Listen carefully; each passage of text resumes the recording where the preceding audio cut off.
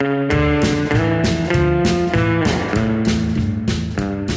we like to gloat about Shimano's performance on the show. Why? Well, because it's easy. Shimano may not be first with technology, but they generally do it best. And that's what you want when you're talking about the highest, hardest 105 miles on a mountain bike. Yeah, Hadi, even if Shimano wasn't the title sponsor of the show, I would be running their stuff on my mountain bike. Shimano shifting and braking have got me to that red carpet literally dozens of times. I can say that now with 24 finishes, so without issue. And while it's hard to quantify, I'm sure Shimano products have saved me minutes, at least minutes, over the course of the Leadville 100, or 105 in this case. Now, take for instance that 12-speed XTR chain. It has performed so well that when Shimano decided to do a 12-speed road group, instead of coming up with a new road chain for Durace, it simply took that XTR chain and labeled it Durace. The XTR chain comes with a new plate design, so it matches up well with Shimano's Hyperglide Plus cassettes and chain rings. It's quiet and smooth, which equals efficient and reliable. And we care about both of those things. And I love Shimano chains. In my air quotes here, field testing, also known as racing and riding, I can confirm these claims.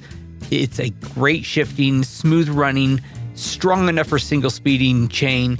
I raced it on my single speed in the Crusher and the Tusher. I will be racing the exact same chain in the Leadville 100. Once again, just putting everything I got into that poor little chain.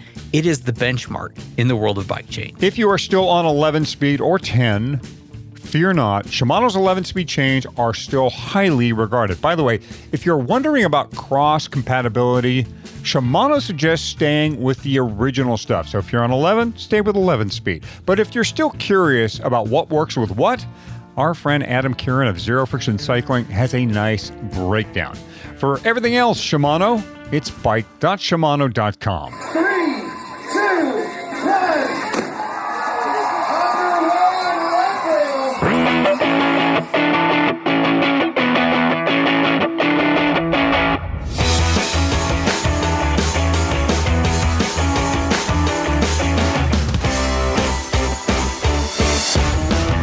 Leadville, the podcast for the 100-mile mountain bike race, presented by Shimano. Find them at bike.shimano.com. It's Season 5, Episode 18 of the show that breaks down, builds up, gets you ready, freaks you out for the highest, hardest one-day mountain bike race in the country. I am Michael Houghton, hottie to most. And I'm Fatty to everyone. Just call me Fatty. We're halfway up the power line climb. Some say the hardest part, the walking section. It's now behind us. What do we say? Let's take a little breather, just a little rest on the course, just a short nap, Hottie. We've got some big updates on this show, so we're going to do our course section next episode. Yep, we have some very important and timely updates from Lifetime. Changes are coming to this year's race and festivities, and joining us will be Lifetime's Ryan Cross to lay it all out. In addition to updating our famous course segment this season, we will also be doing a refresher on our much-loved crewing episode. And a point we will be making on that show is not so much what your crew should do, but what you should do as a racer for your crew. And that is wear a jersey that stands out. Yes, that is super important in both the feed zones, but also at the starting line. If you have people at 6th and Harrison as you wait for Ken to fire that shotgun, you want them to be able to find you in that sea of people.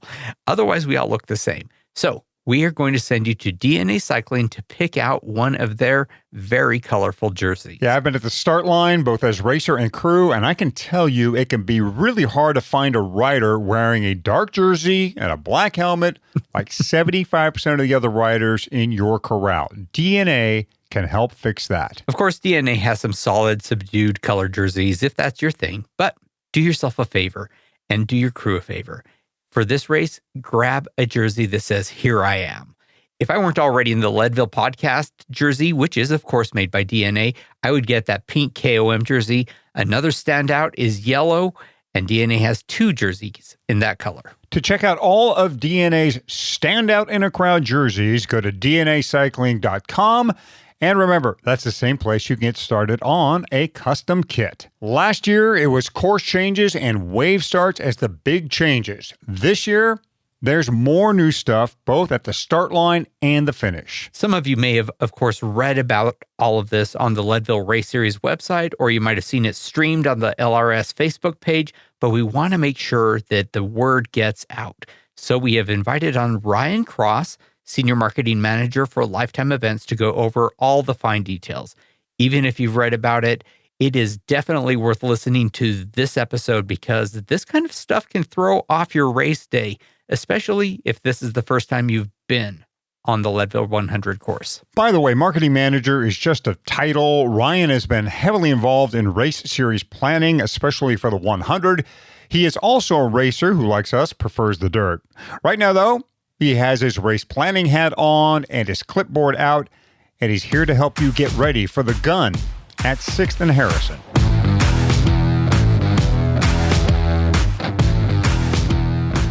All right, Ryan Cross, thanks for being on the Leadville Trail 100 Mountain Bike Podcast. Ryan, I've been on your LinkedIn page, and the cover photo has the finish line at the Leadville Trail 100, and I see a rider riding up towards the finish line. So I'm guessing that's you, and I'm guessing you have some type of cycling background, like you've probably done the Trail 100? So you're calling my bluff right off the bat, Hottie. I like it. Coming out of the gate strong.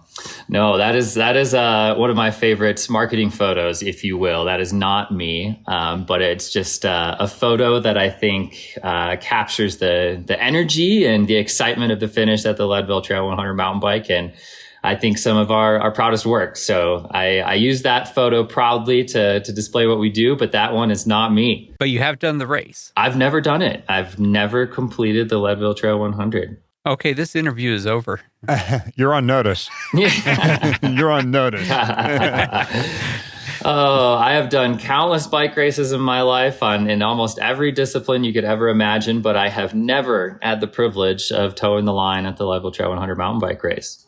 Well, this is a pretty complicated way for you to get into the Leadville 100 by actually joining the company and working for them. So hopefully that will do the trick. I figured if I started from the inside, I could rig the system and get myself an entry one of these days. So tell us a little bit about your story, how you got into Lifetime.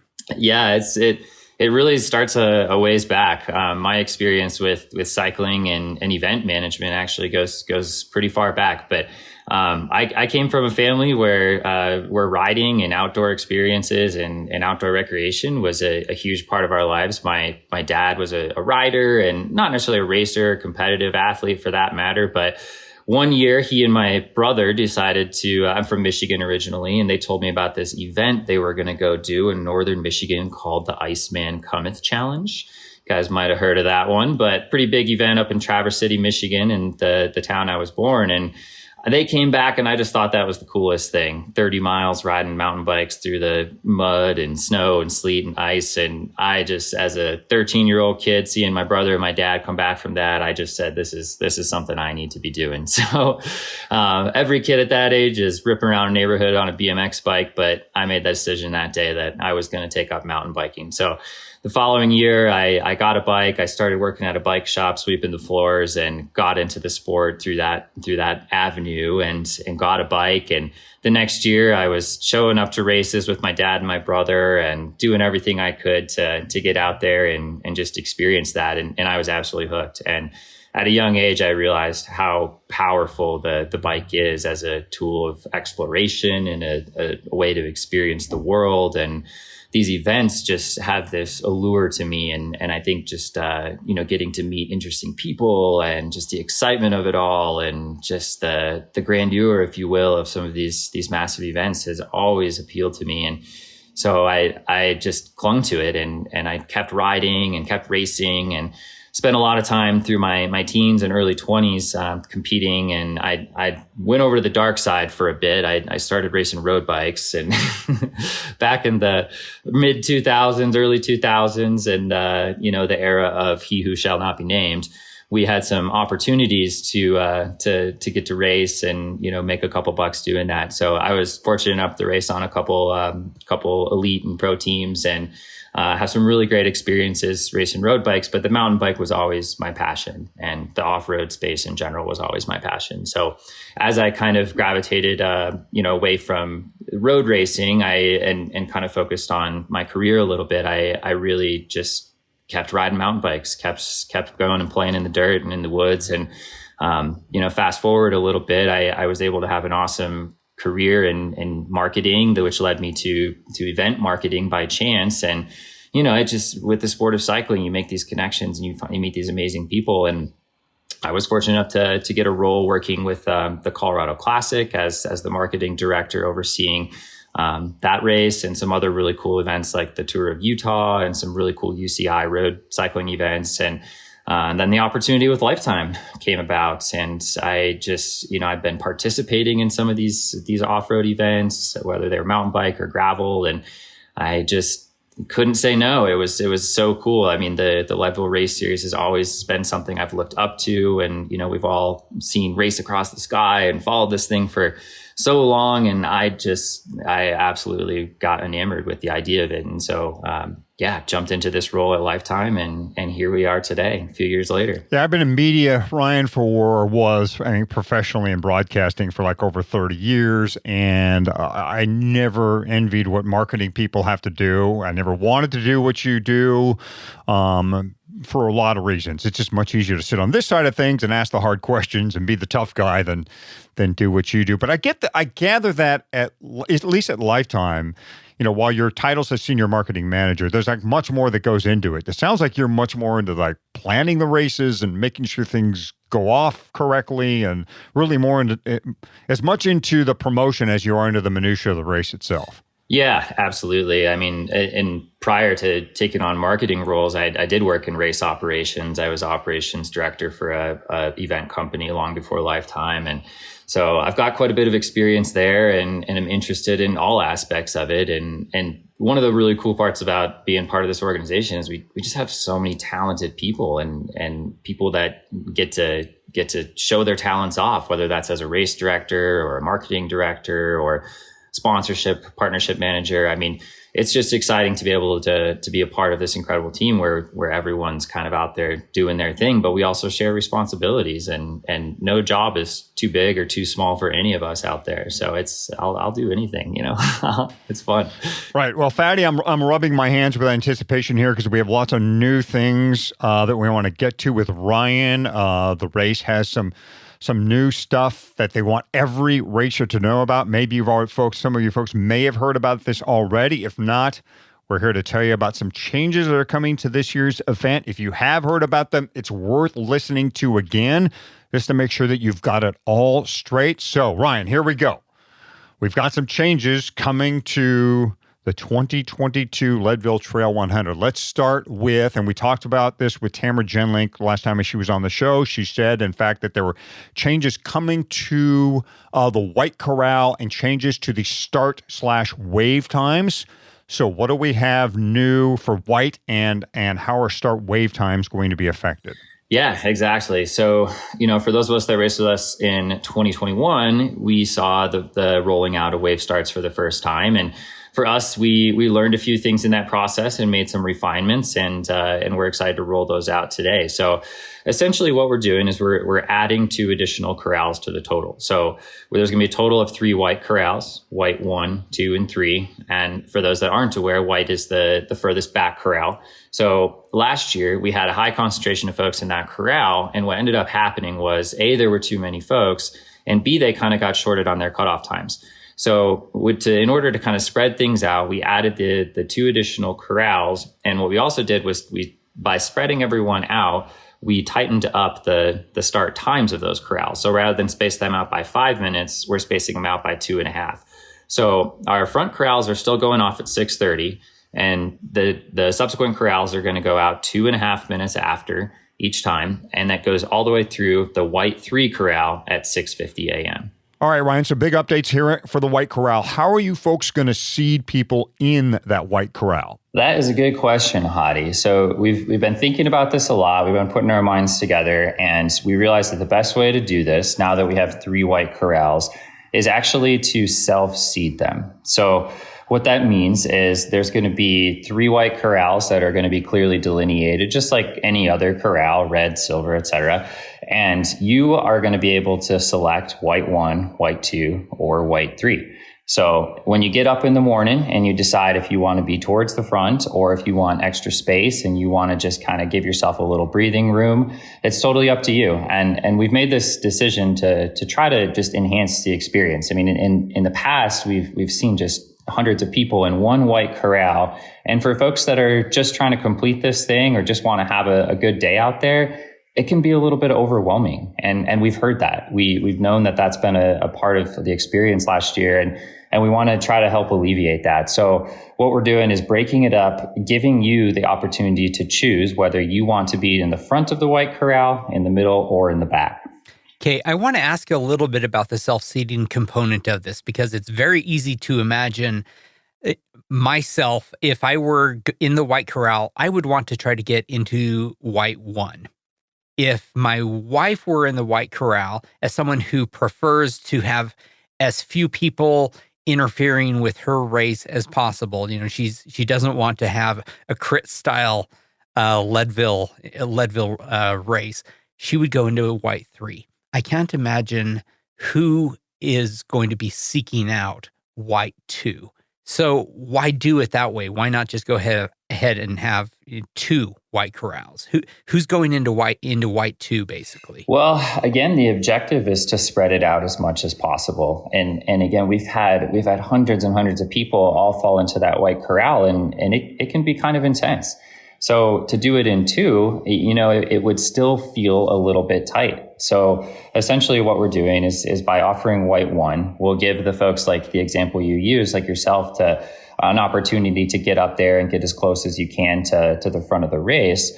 And then basically what we're going to do is we're going to cap that first white corral, second white corral, back into the third. So we'll have volunteers, we'll have staff members out there helping you out. So if you want to get up there and white 1 is your objective, if you want to be the closest you can, you might have to get up a little bit earlier. You might have to get up and get ready to claim that spot in white 1, because our staff and volunteers are going to be there, and we'll cap it at a certain number, and then we'll start filling into white 2.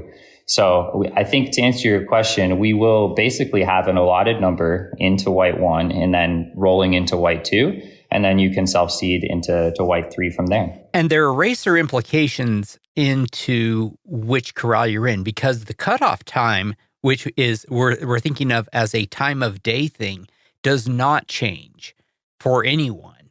And so if you're in white 3, effectively, you have 5 fewer minutes to make each of the cutoffs. So, I mean, I'm not asking you this. I'm just saying to our listeners, if you care about that 5 minutes, and there are a few people probably in the race who should, get up 15 minutes earlier in the day and get into the white 1 corral. If you can't, then I would say don't sweat it, because it is, in the end, just a few minutes.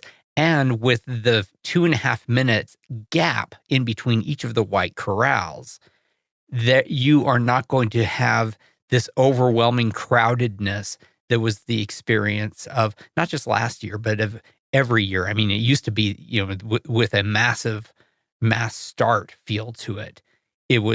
Everyone was crowded. This year, no matter what corral you're in, it shouldn't feel particularly crowded. At least that was my experience in green.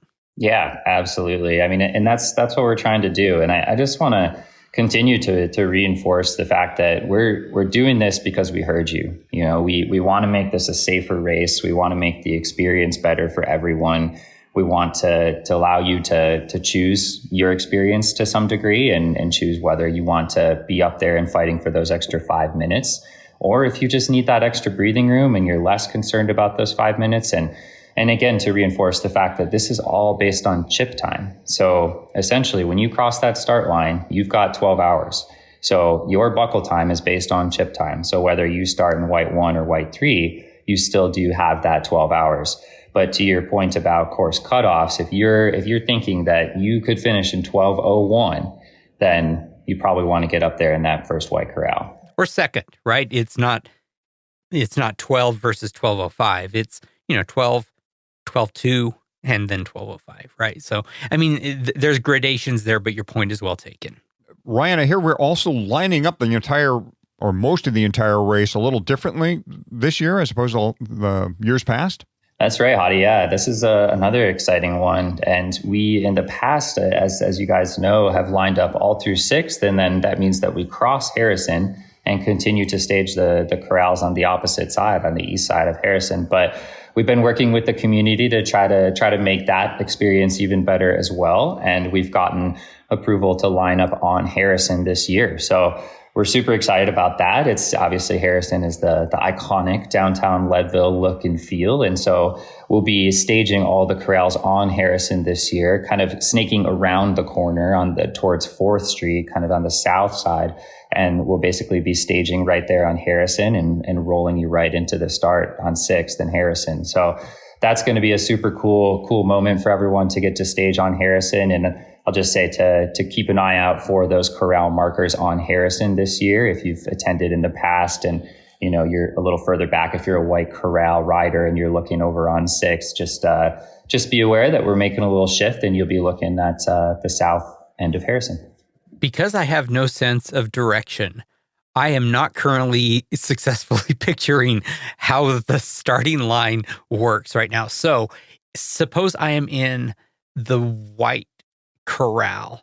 I am basically, if I'm understanding right, I am looking at taking a right turn while I'm walking and being successfully staged before I get into the starting line. Is that right? Am I missing that? You're missing that. You're missing that. You're showing your directional competency here. I tell you, that's how I am. Everyone knows me. It's true. Yeah, it'd be the opposite of that. So you'd be staged and you'd be flowing towards 6th and making a left onto 6th Street when you reach Harrison. So right road, wrong direction. I understand now. Okay. Yeah, you got it. And then your wave times, I mean, that's almost a no-brainer, right? That was pretty easy math. I mean, it seemed like 5 minutes was a lot, or, I mean, if you could have it back, would you have the 5 minutes? Or, I mean, it seemed like 2.5 minutes. That seems like plenty. Pretty ideal as well. Yeah, 2.5 is plenty, but I think, again, and just being transparent about it being a learning year, it was the first time we did wave starts. We didn't necessarily want one wave stacking on top of another on Kevins. So we wanted to give ourselves plenty of space there, and we did that, and we realized that 5 minutes was more than enough. And with the addition of more corrals, we didn't want to space those out another 5 minutes, and then all of a sudden we're, extending our race start 10 more minutes. So keeping them kind of tight so that the race start goes, as close to 6:30 as possible across all corrals made the most sense. So the last corral or a white 3 will go off at 6:50 a.m. if I understand the math correctly. And then what do we have now let's move to cutoff times. And cutoff times are just a bugger out there at times, and people are often confused by them. So what are there cutoff time adjustments, or how are cutoff times going to function this year? Yeah, that's a really good question, Hadi. I mean, that was one thing we learned in 2021, got some feedback on, and our white corral essentially got shorted a few minutes on their cutoff time. So we want to make sure that we fix that. And so cutoff times will still be based on gun time, but we've added an additional 5 minutes to that time. So if you start in white 3 at 6:50, you will still have exactly 12 hours to complete the race. So Ryan, times matter. So let's walk through what the cutoff times are along the course. Absolutely. And just so the audience knows, this is always available on the website and will be in the athlete guide as well. But we're happy to run through those for you today. On our outbound to Twin Lakes at mile 40.8, that cutoff will be at 10:50 a.m. Coming inbound on Twin Lakes, that cutoff will be 2:35. So that reflects the additional amount of time that we talked about a little bit earlier. Inbound on Pipeline will be 3:35, and inbound on Carter Summit will be 6:20. And also another addition there is that we will actually be adding shuttles for those that do not want to complete the inbound portion. If they can't make the cutoff time, we want to make sure that there's an additional safety measure there, that if you're beyond the ability to finish, that we have an option for you to take a shuttle in. So that's a new addition as well. The entire field has that length of time, or those time of days in which to reach those cutoffs, right? They're the same for everyone out there. You're just watching the time of day and making sure you hit those numbers, not your chip.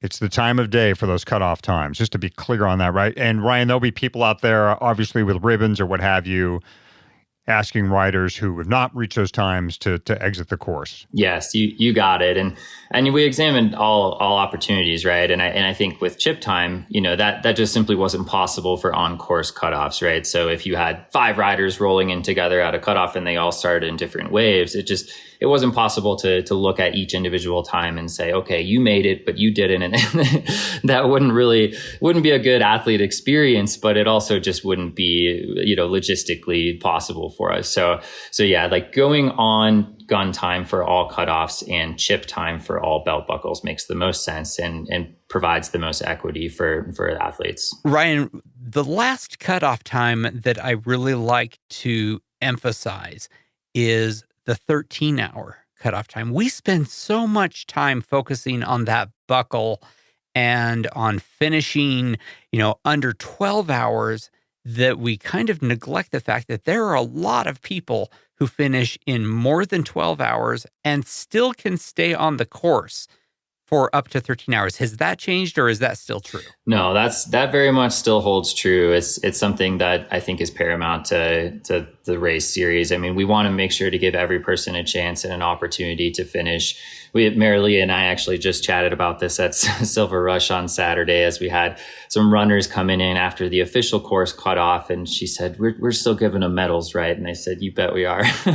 So, while if an athlete finishes outside of that 12-hour cutoff, they're still crossing that finish line. We're still celebrating their accomplishment. They're getting a hug and a medal, but they're not an official finisher. They don't get the buckle. They haven't finished inside of the 12 hours, but we're not forgetting about them. The finish line's still open for that extra hour to make sure that those that want to roll across the line and have that experience still get the opportunity to do that. So the course is open for 13 hours and 20 minutes now, just to be clear. Is that right? Essentially, yes. Good clarity on that. And of course, but if you need to, say you as a racer are like the last person to go across, and I know this is a weird hypothetical, but it's probably going to be true for someone, and you finish it in 13 hours and 19 minutes, do you still get the medal and the I don't know, an acknowledgement that you are a quasi finisher in this race? We typically leave it for that hour that you mentioned. And beyond that, I can't guarantee that we'll have someone there hanging a medal. I mean, at a certain point, we do have to wrap things up. And there's some other updates we're getting to here in a moment that'll impact that. But yeah, we like to make sure we can do that for as long as we can. But at a certain point, there, of course, has to be a firm cutoff. And if we've confused everyone, don't worry. We'll keep clarifying this as the season gets near race day. Because again, I mean, obviously, this has been a point where people, and not surprisingly, people kind of get off. They're going, am I on chip time? Am I on gun time? Is this cutoff time? So Fatty and I will keep pounding this drum to hopefully make sure everyone has got it clear. Now, let's move on to another thing we saw change last year, Ryan, that was changes to the course. They seem to go great. I mean, they were needed for obvious reasons. Are there any other adjustments happening with the course this year? Nope. I'm pleased to say that we had amazing feedback on how all of that went. The adjustment on the top of Columbine, the inbounds adjustments so that we didn't have two-way traffic on the single track. All of that went really, really well. And the 2021 course will remain unchanged for 22. Everything will be identical. Great to know. And how about crew passes? Is it still 2 crew per racer, or has that changed as well? Wondering if the constraints have been eliminated or reduced. Yeah, there's kind of 2 parts to that question, and a big part of it last year was obviously working through post-pandemic, and not that that's something in the rearview mirror by any means, but we've obviously been working with different restrictions in mind. So that part of it was a big factor in 21 that isn't necessarily as front of mind. However, the other big part, and perhaps even bigger to us in last year and this year, is our impact on the community, the impact on Twin Lakes, and of course our relationship with the U.S. Forest Service. And we want to reduce impact at all of our aid stations and all of our crew locations, while still making sure that crews can go out and support their riders and have fun out there and have a great experience themselves. So it will be largely unchanged in that we're going to have a crew vehicle hang tag for all athletes. So in your packet, you're going to get a vehicle hang tag. What we're not going to do is hand out wristbands and say that you can only have 2 crew members out there. You can take one vehicle, and if that means that you've got mom and dad and 2 kids, that's totally fine, or 4 friends, or we're not going to enforce the number so much as we are going to enforce the vehicle presence. And that's where things really, really, have the most impact for us when we see cars lined up all the way to the highway and all of that. We want to make sure that the vehicle presence is significantly reduced out there. And another really cool part about that is we've been working throughout the year to develop a really kind of bolstered up shuttle plan. And we've been testing it at Marathon, at Silver Rush. We've basically doubled the amount of shuttles that we have. And for the Leadville Trail 100 mountain bike weekend, we're just going to have an enhanced shuttle plan that's going to get people out to where they need to be quicker. We're going to have more shuttles. They're going to be free. And there's just going to be opportunity to get you to where you want to go on course on a shuttle. And hopefully folks take us up on that and has fewer vehicles on course and use the shuttles. Where will the shuttles go to and from? So we'll have a shuttle map on the website. So it's going to show the locations that they're going to go to, but it'll be Pipeline and Twin Lakes. And if people have gear they're trying to take with them on is that possible for them to do, like a cooler, or how does all that work? Yeah, we're not restricting gear on there. We're asking people to kind of use common sense. If you have a 6-foot-long cooler that takes 2 people to carry, maybe don't bring it on the bus. But if you have a little backpack cooler, soft cooler, I mean, that's absolutely acceptable. And we know that you're out there for a while and you want to bring drinks and food and all that stuff, and we support that. So a real common scenario is to, as a crew, to want to get from Twin Lakes Dam to Pipeline to support. Will a crew be able to get from servicing their crew, their racers, to a shuttle and to the pipeline in time to help them again? Or should they not plan on being able to make that journey in time? Because that can be an hour or less. Yeah, I would not plan on that. If they're attempting to do that, I would suggest using the vehicle pass to do that. It's possible, but I don't want to guarantee that. Of course, Leadville is a climbing race, and climbing always reminds us of how important bike weight can be. Some of us are running dropper posts, so it's not a bad idea to look at ways to offset the weight added by that dropper. And we say, go to the Envy site and start looking around. Yeah, we did an entire episode on our other podcast, Marginal Gains, about the weight factor. Silka CEO and Chief Marginal Gainer Josh Portner, who pushes aerodynamics in all corners of cycling, agrees weight does come into play, especially for accelerations and when the terrain points to the sky. At Leadville, of course, both those things are true. Yeah, to a lesser degree, accelerations, but they are needed, and they are the kind that do magnify your bike weight. The biggie, though, is the climbing factor, and that's where bike weight definitely comes into play, and that's where Envy components can definitely help. Yep, and that is why I run M5 wheels. Fast, hookless beads, and a package that weighs under 1,400 grams. M5 bars are perfect for that cross-country position, and uncut, under 200 grams. I have a carbon stem, which pairs perfectly with the M5 bar, and in lengths of 100 millimeters or less, it weighs less than 125 grams. So if you need to shed some bike weight, check out Envy's wheels and components. Head to Envy, that's ENVE.com. Well, let's move to another change that we know is happening for 2022, and that's the Lifetime Grand Prix. Now, the Lifetime Grand Prix is already underway. It's been going already, but this will be new for the Leadville Trail 100, the inclusion of this competition. Ryan, how do you see it overlaying or affecting the citizen racer and the overall feel there at Leadville? Yeah, that's a good question. And it's one that people have reached out to us on, Hadi. I mean, they think, there's this, these fast racers, this new edition, there's going to be all these big changes. And the reality is it really won't impact the majority of us. The total number of athletes in the Grand Prix at the start of the season was 60.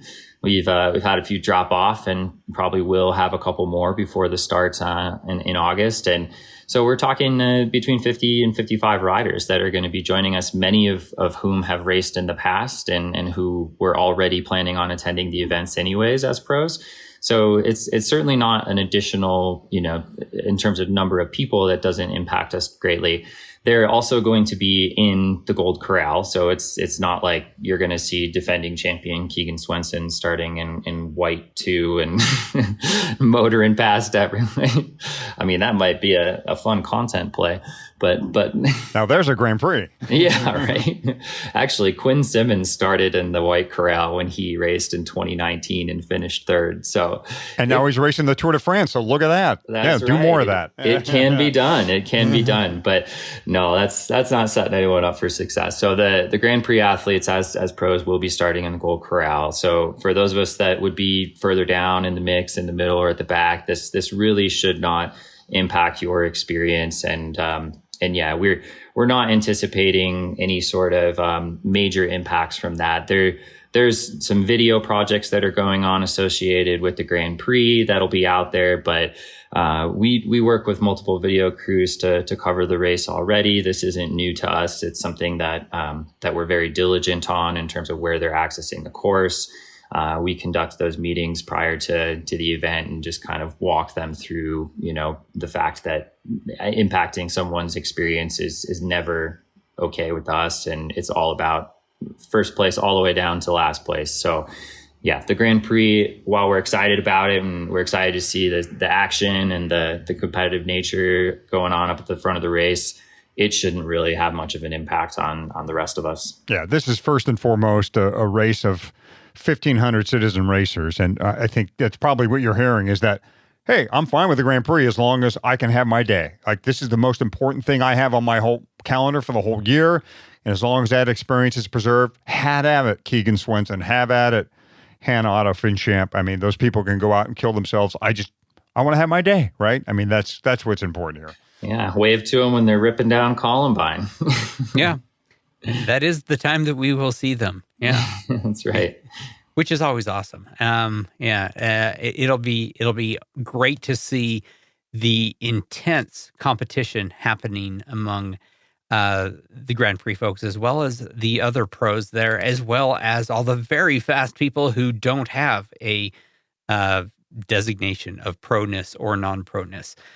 So when we get to the finish line, are there any other new changes? It sounds like there's quite a bit going on. Yeah, so the awards ceremony is going to be the biggest shift here. So we are going to be doing awards on Saturday nights. So that's going to be new for 2022. That's a big shift. We're no longer going to be doing... That is. Yeah.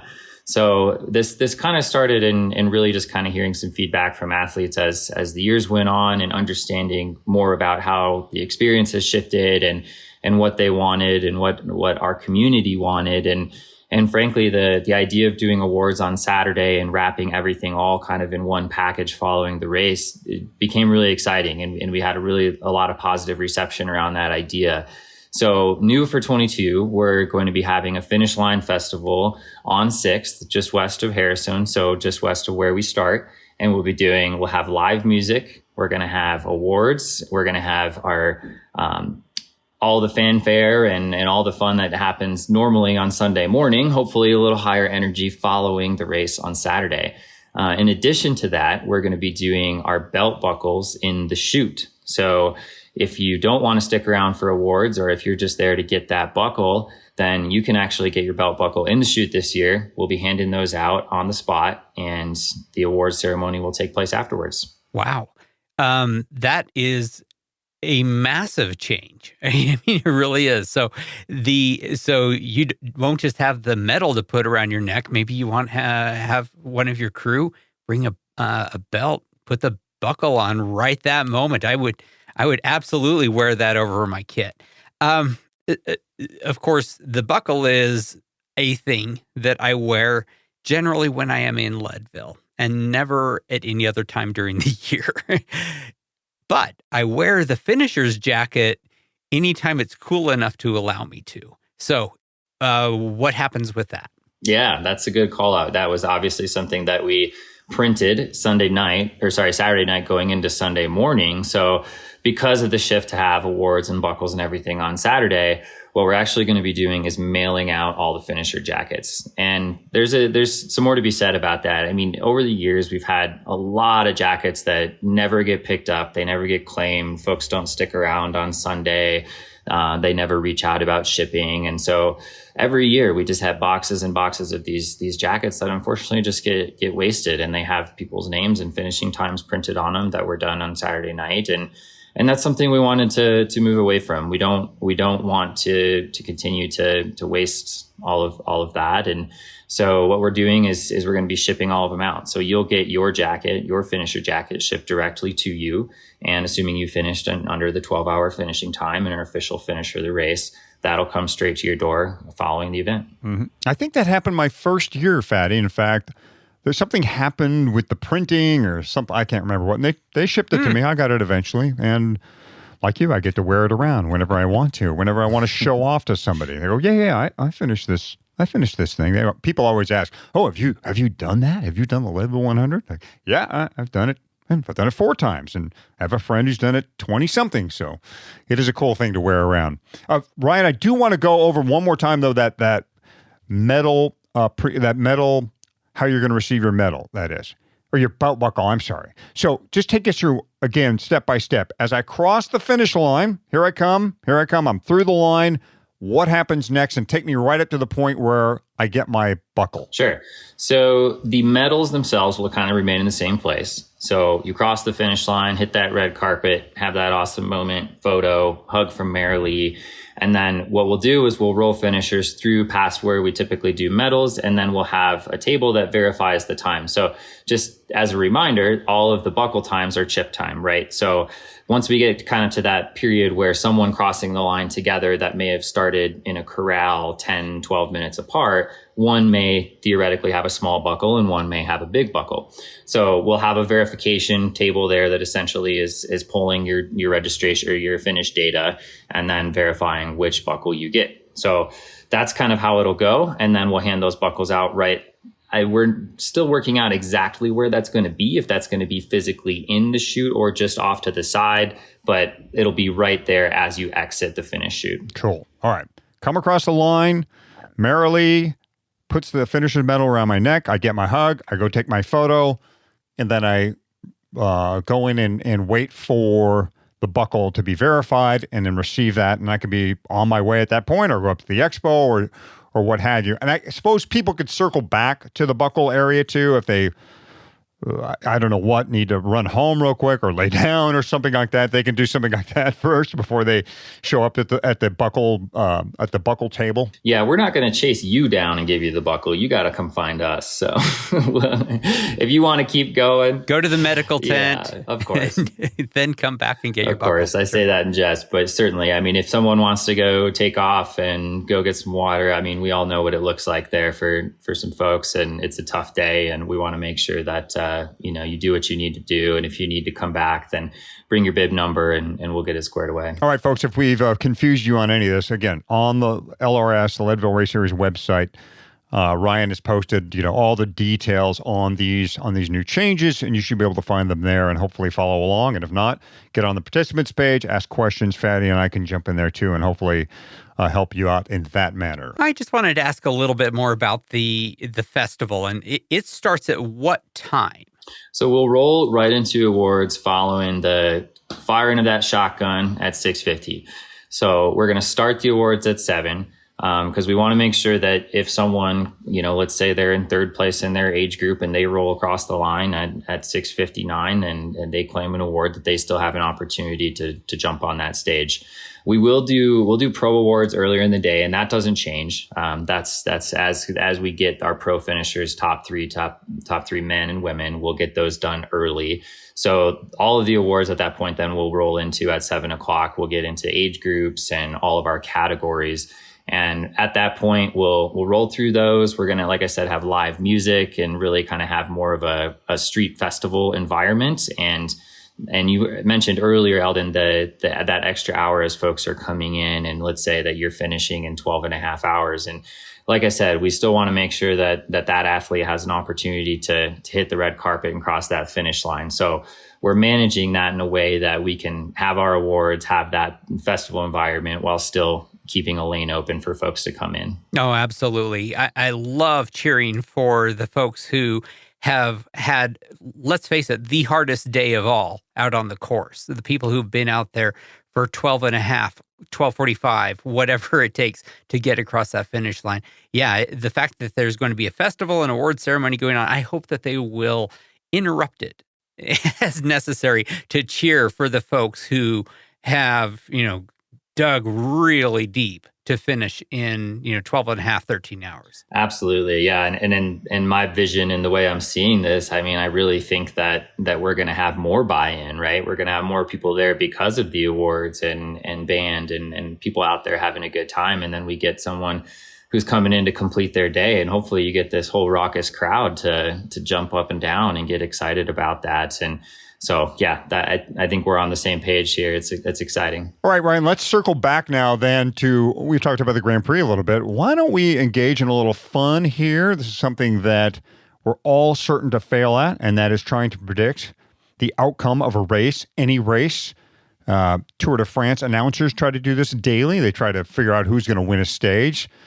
Certain failure. So let's set ourselves up for failure with some predictions about who might bag a win at the Leadville Trail 100 this year. And since you're the guest, Ryan, we'll give you honors. Go ahead. What do you have for us? Who do you think is going to nail this thing? Putting me on the spot, man. I've got my armchair analysis going every single day. I'm a fan of this sport. I love watching it. And frankly, the Leadville Trail 100 mountain bike race is one of the best races in the world. So as a fan, it's fun to speculate. And, it's also fun that we get to kind of have a front row seat. So yeah, I've been thinking about it a little bit. And I think certainly on the women's side is where it's the most exciting. I mean, we've got so many talented riders and former winners that are joining us again. And it'd be impossible not to mention Rose Grant, of course, with her multiple wins. And she just seems to be getting better throughout the season. I think the Grand Prix thing is new for her, racing Unbound and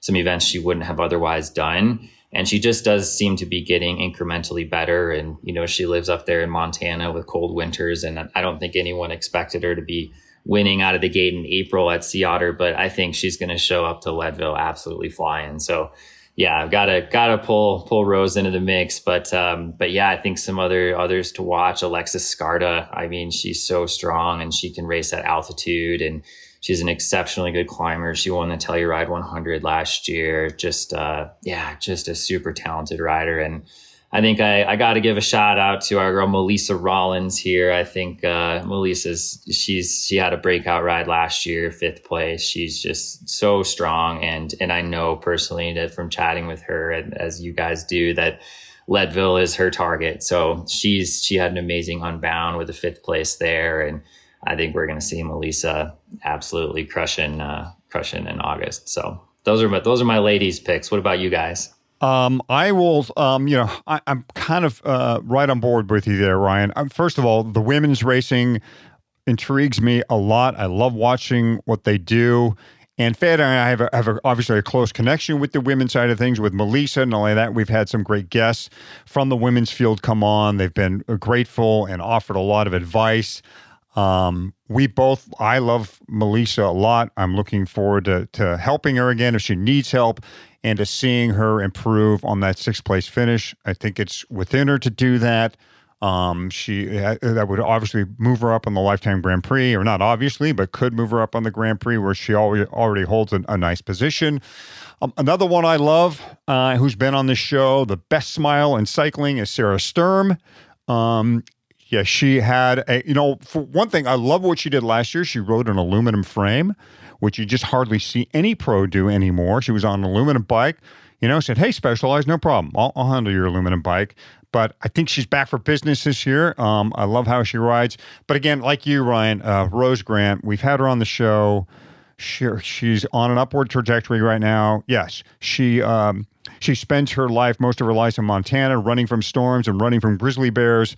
And I think, she really has an idea too about pacing. Like that is her thing. She knows how to pace herself. So my pick at this point would have to be Rose. I am going to say that the three women who have been on this show are going to be the podium, right? So like Hadi just said, Rose Grant, Sarah Sturm, Melissa Rollins.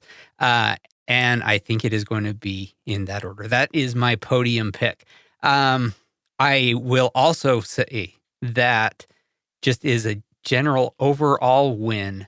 Something people haven't been talking about much for the Grand Prix is that it is going to be a couple that wins the overall Grand Prix. That is so crazy, but I think it is going to be true. I think that we are going to for sure be looking at Sophia and Keegan winning their respective Grand Prix, and it is going to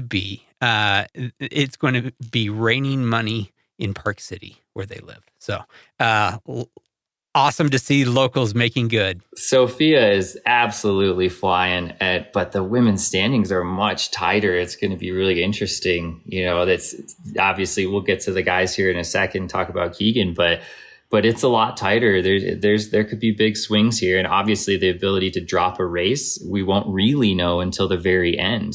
Who's coming out on top, because folks that didn't start Sea Otter, didn't start Unbound, like Hannah Otto Finchamp, for example, she made the choice not to start Unbound, and we won't see her true ranking until Big Sugar in October.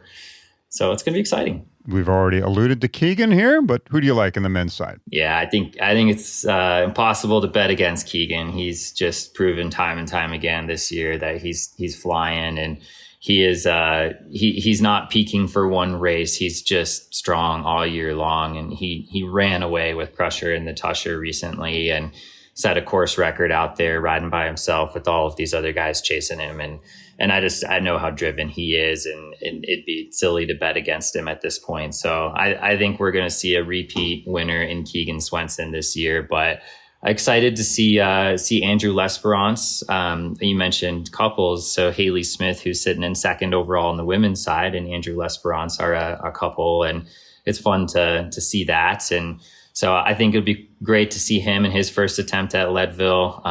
Another name I'm just going to throw out there on the Grand Prix side, Rob Britton. This guy is he's impressing. He's consistent. He's strong. He won the Tour of Utah back in the day. Obviously, got a road background, but just an absolute diesel and not afraid of climbing. And so I think we're going to see Rob up there, and Stettin. He's admittedly, I think Pete's had a bit of a rough year. He had a rough Unbound. He hasn't exactly cracked the nut, if you will, like he was last year. He had a lot of wins already at this point in the season, but I know Pete's a very, very driven competitor and takes the stuff real seriously, and obviously has had success in Leadville in the past. So I think we'll see Pete, if not on the podium, very close to it. Yeah, it's surprising that at Leadville, for the last over 10 years, we have not seen roadies do much at Leadville anymore, even though, you'd think the course would be okay for a roadie. Like, it's not too technical, but man, they've just,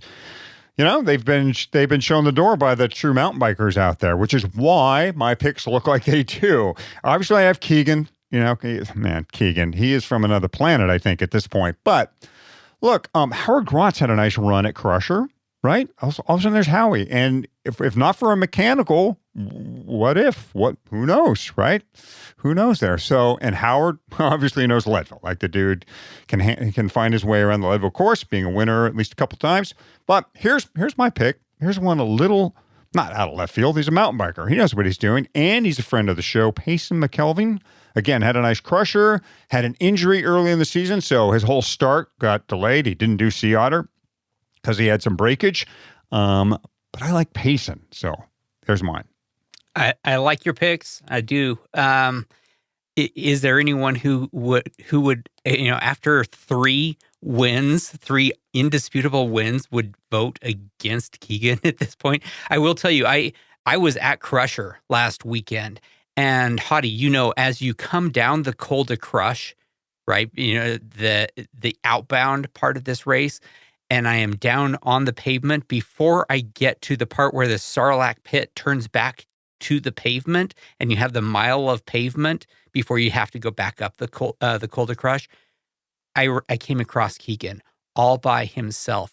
He was about to start the final climb of the day as I descended the first major climb of the day. He was that far ahead of me. It was insane. He was just out there by himself, having a nice ride, wishing that there was a second lap. The guy's insane. That said, since for my other two picks, I'm just going to pick people that I like. I do like Peter Stetina. I think he is a great guy, and would love to see him move up in the rankings. And like Hadi, really am a big fan of Payson McKelvin, who has been generous with his time on this show and has a great show himself. So once again, a podcast-centric pick here for this. I will look forward to seeing all of these guys as they tear down Columbine as I struggle up it. We have our favorites here. We're not afraid of showing it. That's for sure. That's right. Yeah. Well, Ryan Cross, this has been great. A packed show here with a ton of new info for our listeners. We appreciate you coming on and sharing that with them. And Ryan, if there's more, to get out, feel free to reach out. We're happy to relay stuff on your behalf or insert you in the show where needed. So again, thanks for coming on and sharing all that new info. Well, thanks for having me, guys. Obviously, I've been listening for a bit, and it's my pleasure to join you guys here today. So thanks for having me.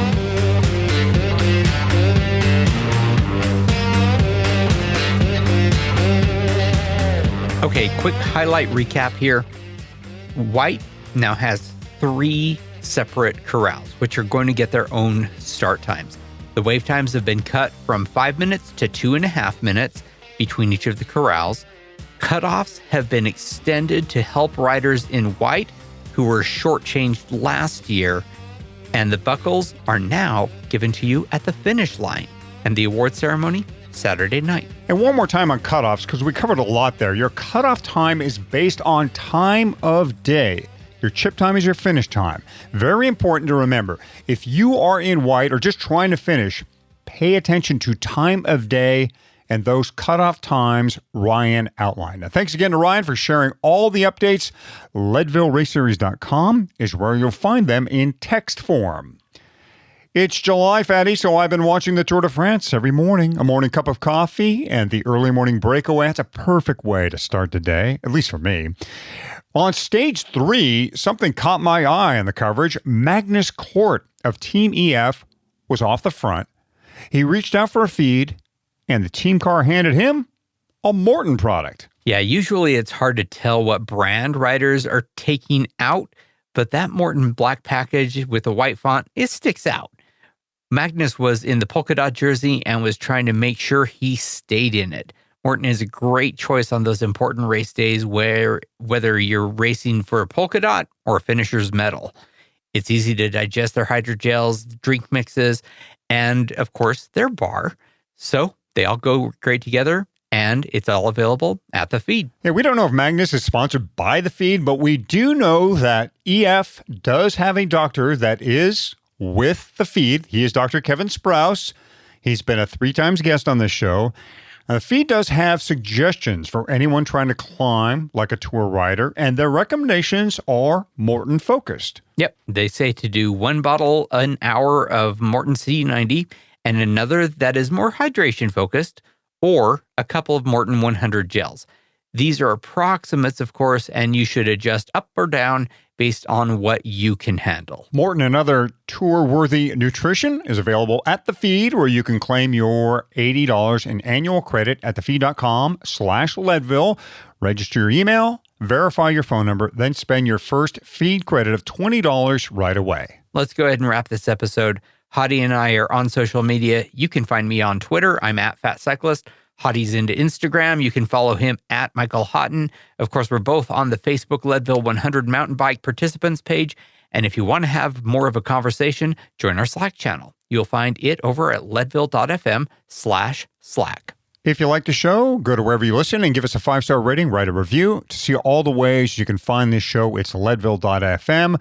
Finally, telling your friends about our show is the ultimate compliment. In fact, if you have a racer out there and you think they may have missed on these important instructions from Lifetime, point them to this show.